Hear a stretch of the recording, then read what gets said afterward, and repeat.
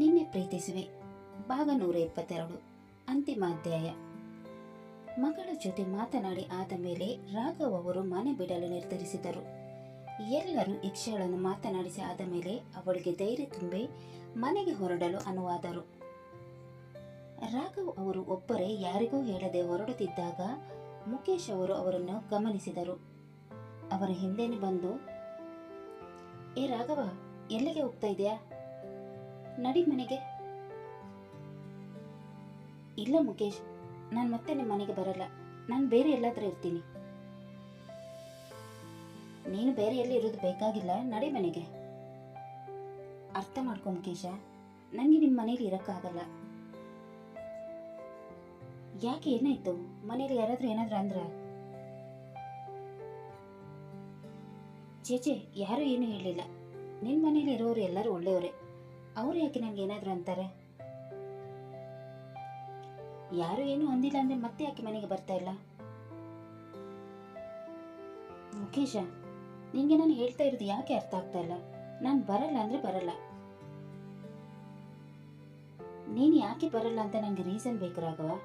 Reason ಹೇಳಿದೆ ನಾನು ನಿನ್ನನ್ನು ಇಲ್ಲಿಂದ ಹೋಗಕ್ಕೆ ಬಿಡಲ್ಲ ಅಂತ ಮುಖೇಶ್ ಅವರು ಹೇಳಿದಾಗ ರಾಘವ್ ಅವ್ರಿಗೆ ಏನು ಮಾಡಬೇಕೆಂದು ಗೊತ್ತಾಗಲಿಲ್ಲ. ವಿಧಿ ಇಲ್ಲದೆ ಅವರು ಅವರ ಮನಸ್ಸಿನಲ್ಲಿ ಇರೋ ವಿಷಯವನ್ನು ಮುಖೇಶ್ ಅವರಿಗೆ ಹೇಳಿದರು. ಮುಖೇಶ, ನಾನೇನಾದ್ರೂ ನಿಮ್ಮ ಮನೆಗೆ ಬಂದ್ರೆ ಸುಖೇಶನ್ ಜೀವನ ಹಾಳಾಗಿಬಿಡುತ್ತೆ. ಕಾವ್ಯ ನನ್ನ ಜೊತೆ ಬರ್ತೀನಿ ಅಂತ ಹಠ ಹಿಡಿದು ಕೂತಿದ್ದಾಳೆ. ನಾನಿಲ್ಲದಾಗ ನೀವೆಲ್ಲ ಅವಳನ್ನು ಮತ್ತು ನನ್ನ ಮಗಳನ್ನು ಚೆನ್ನಾಗಿ ನೋಡ್ಕೊಂಡಿದ್ದೀರಾ. ನನ್ನ ಮಗಳಿಗೆ ಅಪ್ಪನ ಕೊರತೆ ಇಲ್ಲದಾಗೆ ಅಪ್ಪನ ಸ್ಥಾನದಲ್ಲಿದ್ದು ಎಲ್ಲ ಜವಾಬ್ದಾರಿಗಳನ್ನು ನಿಭಾಯಿಸೋಳನ್ನು ಪ್ರೀತಿಯಿಂದ ನೋಡಿಕೊಂಡ ಸುಖೇಶ ನನ್ನ ಹೆಂಡತಿಗೆ ಸಮಾಜದಲ್ಲಿ ಬೆಲೆ ಸಿಗೋ ಹಾಗೆ ಮಾಡಿದ್ದ. ಎಷ್ಟು ವರ್ಷ ಅವರನ್ನು ಚೆನ್ನಾಗಿ ನೋಡಿಕೊಂಡಿದ್ದ ಅವನಿಗೆ ನಾನು ಮೋಸ ಮಾಡೋಕ್ಕಾಗತ್ತಾ? ಅವನು ಒಳ್ಳೆಯವನು, ಅವನಿಗೆ ಒಳ್ಳೇದಾಗಬೇಕು. ನಾನು ಅವರಿಬ್ಬರ ಮಧ್ಯೆ ಬಂದರೆ ಹಾಲಿನಂತಿರೋ ಅವರ ಸಂಸಾರಕ್ಕೆ ಹುಳಿ ಹಿಂಡಿದ ಹಾಗೆ ಆಗುತ್ತೆ. ಕಾವ್ಯಾಳಿಗೆ ನಾನು ಬುದ್ಧಿ ಹೇಳ್ತೀನಿ, ಅವಳು ಸರಿ ಹೋಗ್ತಾಳೆ. ನಾನು ನಿಮ್ಮ ಮನೆಗೆ ಬರೋದು ಸರಿಯಲ್ಲ. ಎಲ್ಲರೂ ನೆಮ್ಮದಿಯಾಗಿ ಚೆನ್ನಾಗಿರ್ಬೇಕಂದ್ರೆ ನಾನು ಇಲ್ಲಿಂದ ಎಲ್ಲಾದ್ರೂ ದೂರ ಹೋಗಲೇಬೇಕು. ಅವನ ಮಾತು ಕೇಳಿ ಮುಖೇಶ್ ಅವರಿಗೆ ಏನು ಹೇಳಬೇಕೆಂದೇ ಗೊತ್ತಾಗಲಿಲ್ಲ. ಒಂದು ಕಡೆ ಜೀವದ ಗೆಳೆಯ, ಇನ್ನೊಂದು ಕಡೆ ಸ್ವಂತ ತಮ್ಮ, ಯಾರಿಗೆ ಸಪೋರ್ಟ್ ಮಾಡಬೇಕೆಂದು ಅವರಿಗೆ ಗೊತ್ತಾಗಲಿಲ್ಲ. ಮರು ಮಾತನಾಡದೆ ಸುಮ್ಮನೆ ನಿಂತುಕೊಂಡರು. ಆಗ ರಾಘವ್ ಅವರೇ ಮಾತು ಮುಂದುವರಿಸುತ್ತಾ, ನಿನಗೆ ಯಾರಿಗೆ ಸಪೋರ್ಟ್ ಮಾಡಬೇಕಂತ ಗೊತ್ತಾಗ್ತಿಲ್ಲ ಅಂತ ನನಗೆ ಗೊತ್ತು ಮುಖೇಶ. ನೀನೇನು ಚಿಂತೆ ಮಾಡಬೇಡ. ನಾನು ನಿನ್ನ ತಮ್ಮನ ಲೈಫಲ್ಲಿ ಇಂಟರ್ಫಿಯರ್ ಆಗಲ್ಲ. ನಾನು ಈಗಲೇ ಹೊರಡ್ತೀನಿ. ಎಲ್ಲಿ ಹೋಗ್ತೀಯ ರಾಘವ? ಗೊತ್ತಿಲ್ಲ, ಆದರೆ ಇಲ್ಲಿ ಮಾತ್ರ ಇರಲ್ಲ. ನನ್ನಿಂದ ಯಾರ ಜೀವನ ಕೂಡ ಹಾಳಾಗಬಾರ್ದು. ಎಲ್ಲರೂ ಚೆನ್ನಾಗಿರಬೇಕು ಅಂತ ಹೇಳಿ ಹೊರಡಲು ಅನುವಾದರು. ಆಗ ಮುಖೇಶ್ ಅವರು ಅವರನ್ನು ತಪ್ಪಿಕೊಂಡು, ನಾನೇ ನಿನಗೆ ಉಳಿದುಕೊಳ್ಳೋಕ್ಕೆ ಮನೆ ಕೊಡಿಸ್ತೀನಿ. ನೀನು ಎಲ್ಲಿಗೂ ಹೋಗಬೇಡ. ಬೇಡ ಗೆಳೆಯ, ನಾನು ಈ ಊರು ಬಿಟ್ಟು ಹೋಗ್ತೀನಿ. ನನ್ನನ್ನು ತಡೆಬೇಡ. ನೀನೇನಾದರೂ ನನ್ನ ತಡೆಗೆ ಬಂದರೆ ನನ್ನ ಮೇಳನೆ ಅಂತವರು ಹೇಳಿದಾಗ ಮುಖೇಶ್ ಅವರು ಏನು ಮಾಡಲಾಗದ ಪರಿಸ್ಥಿತಿಯಲ್ಲಿದ್ದರು. ಅವರಿಗೆ ವಿದಾಯ ಹೇಳಿ ರಾಘವರು ಹೊರಡಲು ಅನುವಾದರು. ಅಷ್ಟರಲ್ಲಿ ಇದನ್ನೆಲ್ಲ ಕೇಳಿಸಿಕೊಂಡು ಕಾವ್ಯರವರು ಅಳುತ್ತಾ ಅಲ್ಲಿಗೆ ಬಂದು, ನನ್ನನ್ನು ಬಿಟ್ಟು ಎಲ್ಲಿಗೆ ಹೋಗ್ತಾ ಇದ್ದೀರಾ? ನೋಡು ಕಾವ್ಯ, ನಿನಗೆ ನಿನ್ನದೇ ಆದ ಜವಾಬ್ದಾರಿಗಳಿವೆ. ನೀನು ಅದನ್ನೆಲ್ಲ ಮರೆತು ನನ್ನ ಜೊತೆ ಬರೋಕ್ಕಾಗಲ್ಲ. ನೀನು ಏನಿದ್ರೂ ಸುಕೇಶನ್ಗೆ ಸೇರಿದವಳು. ನಿನ್ನ ಕಷ್ಟ ಕಾಲದಲ್ಲಿ ಅವನು ನಿನ್ನ ಕೈ ಹಿಡಿದಿದ್ದ. ಈಗ ನೀನು ಅವನನ್ನು ಬಿಟ್ಟು ನನ್ನ ಜೊತೆ ಬರೋಕ್ಕೆ ಹೊರಟಿದ್ರೆ ಎಷ್ಟು ಸರಿ ಹೇಳು? ಅವರು ಇರಲಿಲ್ಲ ಅಂದರೆ ನಿನ್ನ ಮತ್ತು ಯಕ್ಷಣ ಜೀವನ ಏನಾಗ್ತಾ ಇತ್ತು ಅಂತ ಒಂದ್ಸಲ ಯೋಚನೆ ಮಾಡಿ ನೋಡು. ಕಷ್ಟ ಕಾಲದಲ್ಲಿ ನಮ್ಮ ಕೈ ಹಿಡಿದವರು ನಾವು ಯಾವತ್ತೂ ಮರಿಬಾರ್ದು. ನಿನಗೆ ಒಬ್ಬ ಮಗ ಇದ್ದಾನೆ. ಅವನಿಗೆ ಮದುವೆ ವಯಸ್ಸಾಗಿದೆ. ಅವನು ಮದುವೆ ಮಾಡಿಸೋ ಜವಾಬ್ದಾರಿ ನಿನ್ನ ಮೇಲಿದೆ. ಅವನು ಬಾಯಿ ತುಂಬ ನಿನ್ನನ್ನು ಮಾಮ್ ಅಂತ ಕರೀತಾನೆ. ಅವನನ್ನು ಬಿಟ್ಟು ನಿನಗೆ ಇರೋಕ್ಕಾಗತ್ತಾ? ನಿನ್ನ ಖುಷಿಗೋಸ್ಕರ ಅವರೆಲ್ಲರ ಮನಸ್ಸನ್ನು ನೋಯಿಸ್ಬೇಡ. ನನಗೆ ನಿಮ್ಮನ್ನು ಕೂಡ ಬಿಟ್ಟಿರೋಕ್ಕಾಗಲ್ಲ ರೀ. ಇಷ್ಟು ವರ್ಷ ನಾನಿಲ್ಲದೆ ಬದುಕಿದ್ದೆ ಅಲ್ವಾ? ಈಗ ಕೂಡ ಅದೇ ರೀತಿ ಬದುಕು. ಮೊದಲು ಹೇಗೆ ನಾನು ಸತ್ತು ಹೋಗಿದ್ದೀನಿ ಅಂತ ಅಂದುಕೊಂಡಿದ್ದೆ, ಈಗಲೂ ಕೂಡ ಹಾಗೆ ಅಂದ್ಕೋ. ನೀವು ಜೀವಂತವಾಗಿ ಇರ್ಬೇಕಾದ್ರೆ ಸತ್ತು ಹೋಗಿದ್ರ ಅಂತ ಹೇಗೆ ಅಂದುಕೊಳ್ಳಕ್ಕಾಗುತ್ತೀರಿ? ನೀನು ಹಾಗೇನೆ ಅಂದ್ಕೋಬೇಕು ಕಾವ್ಯ. ಯಾಕೆಂದ್ರೆ ನಾನು ನಿಂಗೆ ಯಾವತ್ತೂ ಸಿಗಲ್ಲ. ನನ್ನ ಜೊತೆ ಉಳಿದ ಜೀವನವನ್ನು ಕಳೆಯಬೇಕನ್ನೋ ಆಸೆಯನ್ನು ಬಿಟ್ಬಿಡು. ನಾನು ನಿನ್ನ ಜೊತೆ ಇರೋಕ್ಕಾಗಲ್ಲ ರೀ. ನನ್ನನ್ನು ಬಿಟ್ಟು ಹೋಗ್ಬಿಡ್ರಿ, ನಾನು ಕೂಡ ನಿಮ್ಮ ಜೊತೆನೇ ಬರ್ತೀನಿ ಅಂತ ಹೇಳಿ ಅಳತೊಡಗಿದರು. ಆಗ ರಾಘವ್ ಅವರಿಗೆ ಮನಸ್ಸಿಗೆ ನೋವಾದರೂ ಕೂಡ ಅದನ್ನು ತಡೆದುಕೊಂಡು ಅಲ್ಲಿಂದ ಹೊರಟರು. ಕಾವ್ಯರವರು ಅಳುವುದನ್ನು ನೋಡಿ ಮುಖೇಶ್ ಅವರಿಗೆ ಕೂಡ ಏನು ಮಾಡಬೇಕೆಂದು ಗೊತ್ತಾಗಲಿಲ್ಲ. ಇವರ ಸಂಭಾಷಣೆಯನ್ನೆಲ್ಲ ಹೊರಗೆ ನಿಂತುಕೊಂಡು ಆಲಿಸುತ್ತಿದ್ದ ಆರ್ಯನ್ ಮತ್ತು ಸುಕೇಶ್ ಅವರಿಗೆ ಒಂದು ಕ್ಷಣ ಶಾಕ್ ಆಯಿತು. ಡ್ಯಾಡ್, ಮಾಮ್ ಅಳ್ತಾ ಇದ್ದಾರೆ, ಈಗ ಏನು ಮಾಡೋದು? ನೀನೇನು ಯೋಚನೆ ಮಾಡಬೇಡ, ಏನು ಮಾಡಬೇಕಂತ ನನಗೆ ಗೊತ್ತು. ನೀನು ಮೊದಲು ಹೋಗಿ ನಿನ್ನ ಮಾಮ್ನನ್ನು ಸಮಾಧಾನ ಪಡಿಸು. ನಿನ್ನ ಮಾಮ್ ಚೆನ್ನಾಗಿರ್ಬೇಕಂತ ನಿಂಗೆ ಆಸೆ ಇದೆ ಅಲ್ವಾ? ಇದೆ ಡ್ಯಾಡ್, ಯಾಕೆ ಈ ರೀತಿ ಕೇಳ್ತಾ ಇದ್ದೀರಾ? ನಿನ್ನ ಮಾಮ್ಗೋಸ್ಕರ ನಾನು ಏನು ಡಿಸಿಷನ್ ತಗೊಂಡ್ರು ಕೂಡ ನೀನು ಅದನ್ನು ಒಪ್ಕೋತೀಯಲ್ವಾ? ಅಫ್ಕೋರ್ಸ್ ಡ್ಯಾಡ್, ಮಾಮ್ ಚೆನ್ನಾಗಿರ್ಬೇಕಂದ್ರೆ ನಾನು ಏನು ಬೇಕಾದ್ರೂ ಮಾಡ್ತೀನಿ. ಸರಿ, ಈಗ ಹೋಗಿ ನಿನ್ನ ಮಾಮ್ ನನ್ನ ಸಮಾಧಾನ ಮಾಡು, ನಾನು ಎಲ್ಲವನ್ನು ಸರಿ ಮಾಡ್ಕೊಂಡು ಬರ್ತೀನಿ ಅಂತ ಹೇಳಿ ರಾಘವ್ ಅವರ ಹಿಂದೆ ಹೋದರು. ಅವರನ್ನು ಕರೆಯುತ್ತಾ, ರಾಘವ ನಿಂತ್ಕೋ, ಎಲ್ಲಿಗೆ ಹೋಗ್ತಾ ಇದೆಯಾ ಅಂತ ಹೇಳಿದಾಗ ರಾಘವ್ ಅವರು ಒಂದೇ ಸಮನೆ ನಿಂತುಕೊಂಡರು. ಎಲ್ಲೂ ಇಲ್ಲ, ಮನೆಗೆ ಹೋಗ್ತಾ ಇದ್ದೀನಿ ಅಂತ ಸುಳ್ಳು ಹೇಳಿದರು. ಸುಳ್ಳು ಹೇಳ್ಬೇಡ ರಾಘವ, ನನಗೆಲ್ಲ ಗೊತ್ತು, ಈ ಊರು ಬಿಟ್ಟು ಹೋಗ್ತಾ ಇದೆಯಲ್ವಾ ಅಂತ ಅವರು ಹೇಳಿದಾಗ ರಾಘವ್ ಅವರು ಆಶ್ಚರ್ಯದಿಂದ ಅವರ ಕಡೆ ನೋಡಿದರು. ನನಗೆಲ್ಲ ಗೊತ್ತು, ನಿಮ್ಗಳ ಮಾತುಕತೆಯನ್ನು ನಾನು ಎಲ್ಲ ಕೇಳಿಸ್ಕೊಂಡೆ. ಯಾರಿಗೋಸ್ಕರ ನಿನ್ನವರನ್ನು ಬಿಟ್ಟು ಹೋಗ್ತಾ ಇದೆಯಾ? ನನಗೋಸ್ಕರನಾ? ನನಗೋಸ್ಕರ ಆಗಿದ್ರೆ ಒಂದ್ಸಲ ನನ್ನನ್ನು ಕೇಳ್ಬೋದಿತ್ತಲ್ವಾ ನಾನು ಏನು ಬಯಸ್ತೀನಿ ಅಂತ. ನನಗೋಸ್ಕರ ನೀನು ಪ್ರೀತಿಸ್ತಾ ನಿನ್ನ ಹೆಂಡತಿಯನ್ನು ಬಿಡೋಕ್ಕೆ ರೆಡಿ ಇದೆಯಲ್ವಾ? ನೀನು ಗ್ರೇಟ್ ಕಣು. ನಮ್ಮಿಬ್ಬರ ಮದುವೆ ಯಾವ ಸಿಚುವೇಶನ್ ಆಯಿತು ಅಂತ ನಿನ್ಗೆ ಗೊತ್ತಿರಬೇಕಲ್ವಾ? ನಾನು ಮತ್ತು ಅವಳು ಲೋಕದ ದೃಷ್ಟಿಗೆ ಗಂಡ ಹೆಂಡತಿ ಇರ್ಬೋದು, ಆದರೆ ಒಂದೇ ರೂಮಲ್ಲಿ ನಾವಿಬ್ಬರು ಫ್ರೆಂಡ್ಸ್ ಥರ ಇದ್ವಿ. ಅವಳನ್ನು ನಾನು ಯಾವತ್ತೂ ಹೆಂಡತಿಯ ಸ್ಥಾನದಲ್ಲಿ ನೋಡೇ ಇಲ್ಲ. ಅವಳು ನನ್ನ ಬೆಸ್ಟ್ ಫ್ರೆಂಡ್ ಕಣೋ. ನನ್ನ ಮಗನಿಗೆ ಅಮ್ಮನ ಸ್ಥಾನ ತುಂಬಿದ್ಲು, ಅಮ್ಮನ ಎಲ್ಲ ಕರ್ತವ್ಯವನ್ನು ನಿಭಾಯಿಸಿದ್ಲು. ಆದರೆ ಅವಳು ಯಾವತ್ತೂ ನಿನ್ನನ್ನು ಮರೆಯಲೇ ಇಲ್ಲ. ಯಾವಾಗಲೂ ನಿನ್ನ ಬಗ್ಗೆನೇ ಮಾತಾಡ್ತಾ ಇದ್ಲು. ಇಂಥ ಒಳ್ಳೆಯ ಹೆಂಡತಿಯನ್ನು ಪಡೆಯೋಕ್ಕೆ ನೀನು ಎಷ್ಟು ಪುಣ್ಯ ಮಾಡಿದೆ ಅಂತ ನನಗೆ ಒಂದೊಂದ್ಸಲ ಅನ್ನಿಸಿದ್ದು ಕೂಡ ಉಂಟು. ಅವಳ ಮೇಲೆ ನನಗೆ ಒಬ್ಬಳು ಒಳ್ಳೆ ಗೆಳತಿಯ ಭಾವನೆ ಇದೆ ಹೊರತು ಹೆಂಡತಿಯ ಭಾವನೆ ಯಾವತ್ತೂ ಹುಟ್ಟಿಲ್ಲ. ನೀನು ತೀರ್ಕೊಂಡಿದೆಯಾ ಅಂತ ಅಂದುಕೊಂಡಾಗಲೂ ನಿನ್ನನ್ನು ಮಾತ್ರ ಅವಳು ಯಾವತ್ತೂ ಮರ್ತೇ ಇಲ್ಲ. ಅಷ್ಟು ಪ್ರೀತಿ ಮಾಡೋ ಅವಳನ್ನು ಬಿಟ್ಟು ಹೋಗೋಕ್ಕೆ ನಿನಗೆ ಹೇಗಾದರೂ ಮನಸ್ಸು ಬಂದರಾಗವಾ? ಅಲ್ಲ ಸುಕೇಶ, ಅವಳೀಗ ನಿನ್ನ ಹೆಂಡತಿ, ಇಡೀ ಊರಿಗೆ ಗೊತ್ತು ಅವಳ ಜೊತೆ ನಿನ್ನ ಮದುವೆ ಆಗಿರೋದಂತ. ಈಗ ನಾನೇನಾದರೂ ಅವಳ ಜೊತೆ ಸಂಸಾರ ಮಾಡಿದ ಜನಗಳು ಏನಂದ್ಕೊಳ್ಳಲ್ಲ? ಯಾವ ಲೋಕದಲ್ಲಿ ಇದೆಯಾ ನೀನು? ಜನಗಳ ಬಗ್ಗೆ ಯೋಚನೆ ಮಾಡೋದನ್ನು ನೀನು ಬಿಟ್ಬಿಡು. ಈಗ ನೀನು ನಿನ್ನ ಹೆಂಡತಿ ಬಗ್ಗೆ ಯೋಚನೆ ಮಾಡು. ಅವಳು ಖುಷಿಯಲ್ಲಿ ನೀನು ಖುಷಿ ಕಾಣು. ಅದು ಹಾಗಲ್ಲ ಸುಕೇಶ, ಹಾಗೂ ಇಲ್ಲ ಹೀಗೂ ಇಲ್ಲ, ನಡಿ ಒಳಗೆ ಅಂತ ಹೇಳಿ ಅವರನ್ನು ಕಾವ್ಯ ಇದ್ದಲ್ಲಿ ಕರೆದುಕೊಂಡು ಬಂದರು.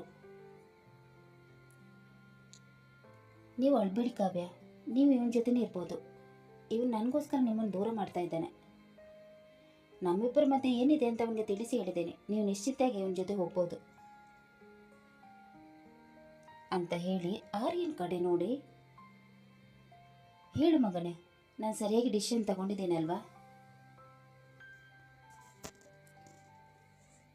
ಡ್ಯಾಡ್, ನೀವು ಡಿಸಿಷನ್ ತಗೊಂಡಿದ್ದೀರಿ ಅಂದರೆ ಅದು ಸರಿಯಾಗಿ ಇರುತ್ತೆ. ಮಾಮ್ಗೆ ಯಾರ ಜೊತೆ ಇರಬೇಕಂತ ಅನ್ನಿಸುತ್ತೆ ಅವ್ರು ಅವ್ರ ಜೊತೆಗೇ ಇರಲಿ. ನನಗೆ ಯಾವ ರೀತಿ ಅಭ್ಯಂತರವೂ ಇಲ್ಲ ಅಂತ ಅವನು ಹೇಳಿದಾಗ ಕಾವ್ಯರವರು ಅವನನ್ನು ತಬ್ಬಿಕೊಂಡು ಅಳುತ್ತಾ, ನನ್ನನ್ನು ಅರ್ಥ ಮಾಡಿಕೊಂಡಿದ್ದಕ್ಕೆ ಥ್ಯಾಂಕ್ಸ್ ಮಗನೇ. ಮಾಮ್, ನೀವು ನಮಗೋಸ್ಕರ ಇಷ್ಟೆಲ್ಲ ಮಾಡಿದ್ದೀರ. ನಾವು ನಿಮ್ಮ ಖುಷಿಗೋಸ್ಕರ ಎಷ್ಟು ಮಾಡದಿರೋಕ್ಕಾಗುತ್ತಾ? ಅಂದ ಹಾಗೆ ಅಂಕಲ್, ನೀವು ನನ್ನ ಮದುವೆ ಬಗ್ಗೆ ಚಿಂತೆ ಮಾಡಬೇಡಿ. ಯಾಕಂದರೆ ನೀವೇ ನನಗೆ ಹುಡುಕಿ ಮದುವೆ ಮಾಡಿಸ್ಬೇಕು ಅಂತ ಹೇಳಿದಾಗ ರಾಘವ್ ಅವರು ನಗುತ್ತಾ ಖಂಡಿತವಾಗ್ಲು ಅಂತ ಹೇಳಿದರು. ಅಂಕಲ್, ಹತ್ರ ಒಂದು ಕಂಡೀಷನ್, ನೀವಿಬ್ರು ನಾವು ಕೊಡಿಸೋ ಮನೆಯಲ್ಲೇ ಇರಬೇಕು. ಇಲ್ಲ ಆರ್ಯನ್, ನಾವು ಬೇರೆ ಕಡೆ ಇರ್ತೀವಿ. ಚಿಕ್ಕ ಮನೆ ಆದರೂ ಪರವಾಗಿಲ್ಲ, ನಾನು ನನ್ನ ಸ್ವಂತ ದುಡಿಮೆಯಲ್ಲೇ ಮಾಡುವಂಥ ಮನೆಯಲ್ಲಿ ನನ್ನ ಹೆಂಡತಿ ಜೊತೆ ಇರಬೇಕು. ಇನ್ನೂ ಕೈಕಾಲು ಗಟ್ಟಿದೆ, ದುಡಿದ ನನ್ನ ಹೆಂಡತಿಯನ್ನು ಸಾಕ್ತೀನಿ. ಅಲ್ಲ ಅಂಕಲ್, ಈ ವಯಸ್ಸಲ್ಲಿ ನೀವು ದುಡಿಯುವ ಅವಶ್ಯಕತೆ ಏನಿದೆ ಅಂತ ಆರ್ಯನ್ ಹೇಳುತ್ತಿರಬೇಕಾದರೆ ಮುಖೇಶ್ ಅವರು ಅವನನ್ನು ತಡೆದು, ಆರ್ಯನ್ ಅವನು ಸ್ವಾಭಿಮಾನ ಇರುವ ವ್ಯಕ್ತಿ. ಅವನು ಹೇಗೆ ಇರೋಕ್ಕೆ ಇಷ್ಟಪಡುತ್ತಾನೋ ಹಾಗೇ ಇರಲಿ ಅಂತ ಹೇಳಿದಾಗ ಆರ್ಯನ್ ಅವರ ಮಾತಿಗೆ ತಲೆ ತೂಗಿಸಿದನು. ಆದರೆ ಅವನಿಗೆ ತನ್ನ ಮಾಮ್ ಕಷ್ಟಪಡುವುದು ಇಷ್ಟವಿರಲಿಲ್ಲ. ಎಲ್ಲರೂ ಅವರಿಗೆ ವಿದಾಯ ಹೇಳಿ ಅವರನ್ನು ಕಳುಹಿಸಿದರು.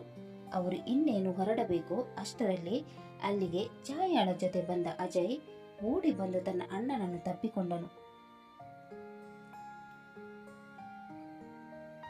ಅಣ್ಣ, ನೀನು ಬದುಕಿರೋ ವಿಷಯ ನನಗೆ ಯಾಕೆ ಹೇಳಲಿಲ್ಲ? ನೀನು ಇಷ್ಟೆಲ್ಲ ಕಷ್ಟಪಟ್ಟರು ಕೂಡ ನನಗೆ ಒಂಚೂರು ಸುಳಿಯೇ ಇರಲಿಲ್ಲ ನೋಡು. ಮುಖೇಶ್ ಅಣ್ಣ ಕಾಲ್ ಮಾಡಿ ವಿಷಯ ತಿಳಿಸಿದಾಗಲೇ ನನಗೆ ಗೊತ್ತಾಗಿದ್ದು. ವಿಷಯ ತಿಳಿದ ಕೂಡಲೇ ಮನೆಯಿಂದ ಓಡಿ ಬಂದ ಗೊತ್ತಾ? ಯಾಕೆ ಅಣ್ಣ ಮನೆಗೆ ಬಂದಿಲ್ಲ? ನಿನ್ಗೆ ಯಾಕೆ ತೊಂದರೆ ಕೊಡೋದಂತ ನಾನು ಮನೆಗೆ ಬಂದಿಲ್ಲ ಕಣೋ. ಆ ಮನೆ ನಿಂದೆ ಅಂತ ನಿನ್ಗೆ ಗೊತ್ತಿಲ್ವಾ? ಗೊತ್ತಿದ್ರು ಕೂಡ ಯಾಕೆ ಬಂದಿಲ್ಲ? ಈಗ ನಡಿ ಮನೆಗೆ ಹೋಗೋಣ.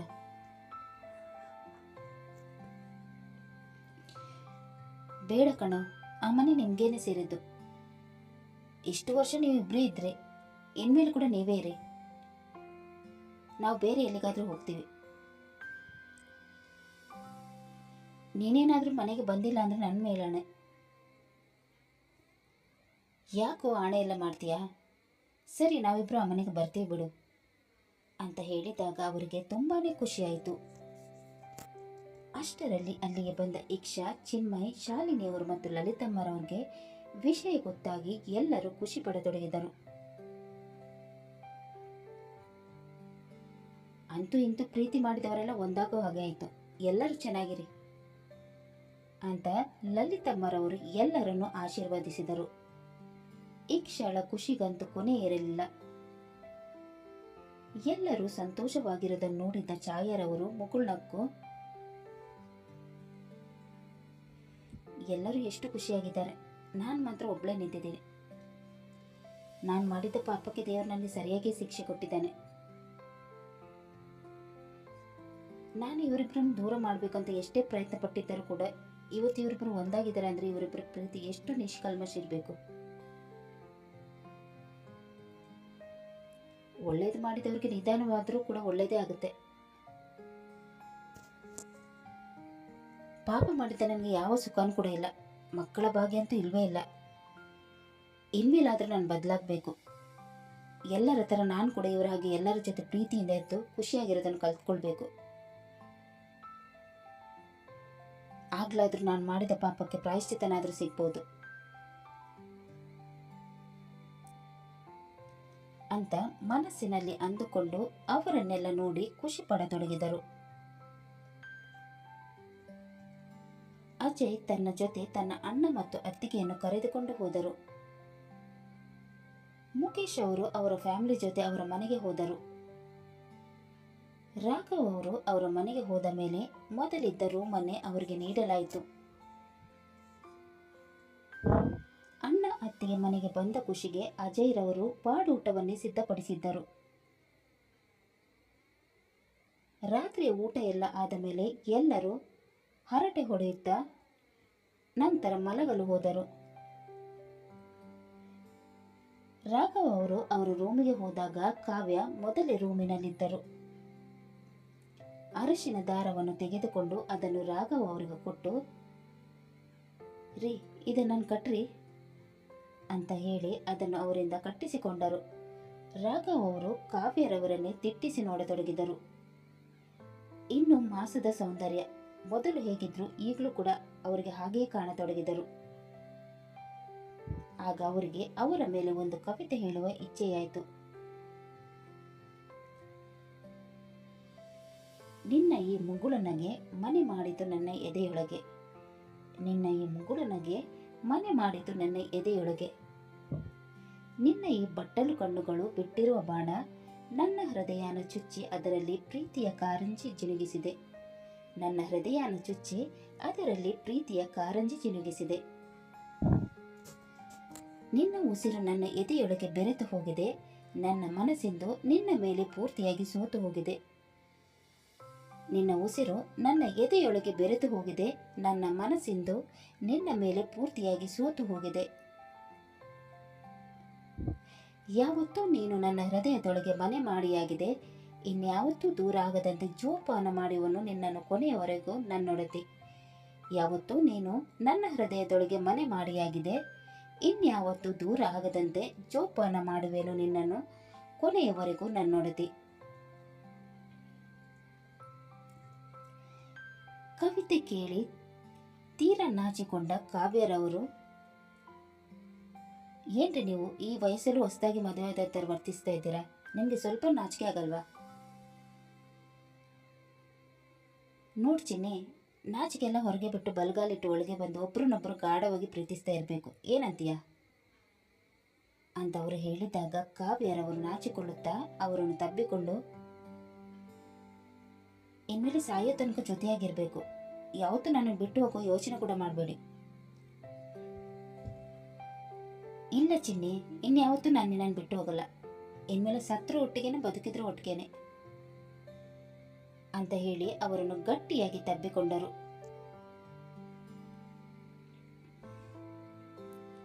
ರಾತ್ರಿ ಹೊತ್ತು ಅಡುಗೆ ಮನೆಯಲ್ಲಿದ್ದ ಶಾಲಿನಿ ಅವರು ಈಕ್ಷಾಳನ್ನು ಕರೆದು, ತಗೋಮ್ಮ, ಇದು ನಿನ್ ಗಂಡನ್ ಕೊಡು. ಏನತ್ತೆ ಇದು?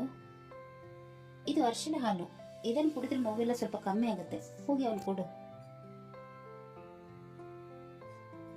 ಆಯ್ತು ಅತ್ತೆ ಅಂತ ಹೇಳಿ ಅವಳು ಅರಿಶಿನ ಹಾಲನ್ನು ತಂದು ಚಿನ್ಮಯನಿಗೆ ನೀಡಿದಳು. ಇದನ್ನು ನೋಡಿದ ಅವನು, ಏನ್ ಮುದ್ದಿದು, ಫಸ್ಟ್ ನೈಟ್ ಎಲ್ಲ ಹಾಲು ಕೊಡೋ ತರ ತಂದು ಕೊಡ್ತಾ ಇದೆಯಾ? ಏನಿವತ್ತು ಫಸ್ಟ್ ನೈಟ್ ಮಾಡ್ಬೇಕಂತ ಮನಸ್ಸಾಗ್ತಾ ಇದೆಯಾ? ಯಾಕೆ ಹೇಳು, ಸದಾಶಿವನ್ಗೆ ಒಂದೇ ಧ್ಯಾನ ಅಂತೆ, ಹಾಗೆ ನಿಂಗೆ ಫಸ್ಟ್ ನೈಟ್ ಇತ್ತೆ ಧ್ಯಾನ. ಇನ್ನೆಷ್ಟು ನೈಟ್ ಮಾಡ್ಬೇಕಂತ ಅಂದ್ಕೊಂಡಿದ್ಯಾ? ನಿನ್ನ ಮೈಕೆಲ್ಲ ನೋವಿದೆ ಅಲ್ವಾ, ಮೊದಲೇ ಹಾಲು ಕುಡಿ ಅಂತ ಹೇಳಿ ಅವನಿಗೆ ಹಾಲು ಕೊಟ್ಟಾಗ ಅವನು ಅರಶಿನ ಹಾಲು ಕುಡಿದು ಅವಳನ್ನು ತನ್ನ ಪಕ್ಕದಲ್ಲಿ ಕೂರಿಸಿಕೊಂಡನು. ಕೋಣೆಯ ಕಿಟಕಿ ಬಾಗಿಲು ತೆರೆದಿದ್ದರಿಂದ ಬೆಳದಿಂಗಳ ತಣ್ಣನೆ ಗಾಳಿಯ ಜೊತೆ ಫ್ಯಾನ್ ಗಾಳಿ ಸೇರಿ ಅವಳ ಮುಖಕ್ಕೆ ತಾಗುತ್ತಿತ್ತು. ಅವಳ ಮುಂಗುರುಳು ಅವಳ ಕೆನ್ನೆಯನ್ನು ಮುತ್ತಿಕ್ಕುತ್ತಿದ್ದಾಗ ಅವನಿಗೆ ಅವಳನ್ನು ಮುತ್ತು ಮಾಡುವ ಬಯಕೆಯಾಯಿತು. ಅವಳನ್ನೇ ತದೇಕಚಿತ್ತವಾಗಿ ನೋಡತೊಡಗಿದನು. ಅವನ ನೋಟ ಎದುರಿಸಲಾಗದ ಅವಳು, ಯಾಕೆ ಹಾಗೆ ನುಂಗೋ ತರ ನೋಡ್ತಾ ಇದೆಯಾ? ನನ್ನ ಕಣ್ಣು ನನ್ನ ಇಷ್ಟ, ನಾನು ಹೇಗೆ ಬೇಕಾದ್ರೂ ನೋಡ್ತೀನಿ, ಹಾಗೆಲ್ಲ ನೋಡ್ಬೇಡ, ನನ್ಗೆ ನಾಚಿಕೆ ಆಗುತ್ತೆ. ಓ, ನನ್ನ ಮುತ್ತಿಗೆ ನಾಚಿಕೆ ಬೇರೆ ಆಗ್ತಾ ಇದೆಯಾ? ಇದು ಯಾವಾಗಿಂದ ಶುರು ಆಯ್ತು ಅಂತ ನನ್ಗೆ ಗೊತ್ತೇ ಆಗ್ಲಿಲ್ಲ. ಯಾಕೆ ನಾನು ನಾಚ್ಕೋಬಾರ್ದ? ಇದು ಒಳ್ಳೆ ಕಥೆ ಆಯ್ತು. ಜಾಸ್ತಿ ಮಾತಾಡಿದ್ರೆ ಕಚ್ಬಿಡ್ತೀನಿ ನೋಡು. ಇದೊಂದು ಚೆನ್ನಾಗಿ ಬರುತ್ತೆ ನೋಡು, ಎಲ್ಲಿ ಕಚ್ಚು ನಾನು ನೋಡ್ತೀನಿ ಅಂತ ಅವನು ಹೇಳಿದಾಗ ಅವಳು ಅವನ ಮುಖವನ್ನು ತನ್ನ ಬೊಗಸೆಯಲ್ಲಿ ಹಿಡಿದು ಅವನ ಕೆನ್ನೆಗೆ ಕಚ್ಚಿದಳು. ಛೀ ಅಂತ ಹೇಳಿ ಒಂದೇ ಸಮನೆ ಹಿಂದೆ ಸರಿದಳು. ಯಾಕೆ, ಏನಾಯ್ತು ಬಂತು? ಕೆನ್ನೆ ತುಂಬ ಗಡ್ಡ ಬಿಡಿದಿದೆ ಅಲ್ವಾ, ಅದಕ್ಕೆ. ಹೋಗ್ಲಿ ಬಿಡು, ನೀನು ಕಚ್ಚೋದಕ್ಕೋಸ್ಕರನಾದ್ರೂ ನಾಳೆಯಿಂದ ಕ್ಲೀನ್ ಶೇವ್ ಮಾಡ್ಕೋತೀನಿ. ಕ್ಲೀನ್ ಶೇವ್ ಏನಾದರೂ ಮಾಡದೆ ಸಾಯಿಸ್ಬಿಡ್ತೀನಿ. ಹಾಗೆ ಸ್ವಲ್ಪ ಟ್ರಿಮ್ ಮಾಡಿಬಿಟ್ಟು ಸಾಕು. ನಿನಗಿಂತ ಏನೇನು ಗಡ್ಡ ಮೀಸೆ ಅಂದರೆ ನನಗೆ ಇಷ್ಟ. ಯಾವುದೇ ಕಾರಣಕ್ಕೂ ಕ್ಲೀನ್ ಶೇವ್ ಮಾತ್ರ ಮಾಡ್ಕೋಬೇಡ. ಓಕೆ ನನ್ನ ಮುದ್ದು, ನೀನು ಹೇಳಿದ ಹಾಗೇನೆ ಮಾಡ್ತೀನಿ. ಚಿನ್ನು, ನಿನ್ನನ್ನು ನೋಡ್ತಾ ಇದ್ರೆ ನಿನ್ನ ಅಂದಾನ ಹೊಗಳ್ಬೇಕು ಅಂತ ಅನ್ನಿಸ್ತಾ ಇದೆ. ಓ ಹೌದಾ, ಹಾಗಾದ್ರೆ ಹೊಗಳು, ನಾನು ಕೇಳ್ತೀನಿ.